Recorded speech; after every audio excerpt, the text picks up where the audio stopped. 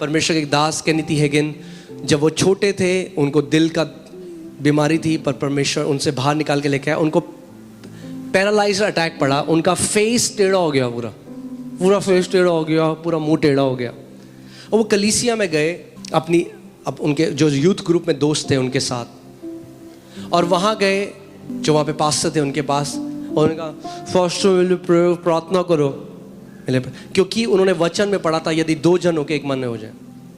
वो गए और जैसे ही जो वहाँ पे पास्टर थे उन्होंने हाथ रखा उनके ऊपर और प्रार्थना करी, वो हाथ खड़े करके बोले धन्यवाद प्रभु मैं चंगा हो गया, ऐसे टेढ़ा मुंह, धन्यवाद प्रभु मैं चंगा हो गया।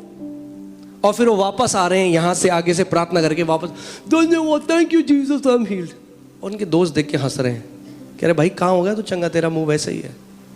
मगर वो क्या देख रहे थे? वो अनदेखा देख रहे थे। कई लोग प्रार्थना तो कराते हैं चंगाई की, मगर देखते बीमार ही हैं अपने को, और समझते नहीं है कि प्रार्थना उत्तर क्यों नहीं हो रही। अरे जब प्रार्थना करा दी चंगाई की तो चंगा देखो अपने आप को, प्रतीति करो कि जिस चीज के लिए प्रार्थना करी गई है वो हो चुका है, तुम्हें मिल चुका है और तुम्हारे लिए वैसा ही हो जाएगा।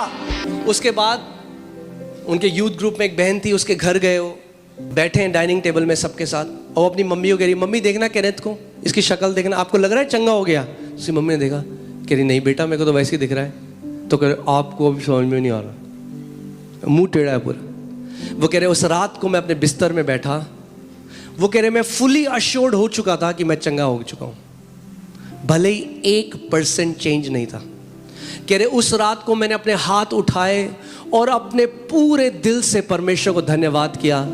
सोचो टेढ़े मुंह से वो कह रहे प्रभु तेरा धन्यवाद, तूने मुझे चंगा कर दिया।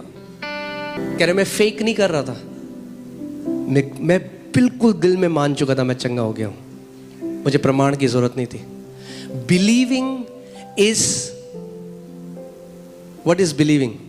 जब आप किसी बात को मान लो कि वो सच है बिना एविडेंस के, उसको बिलीविंग कहते हैं।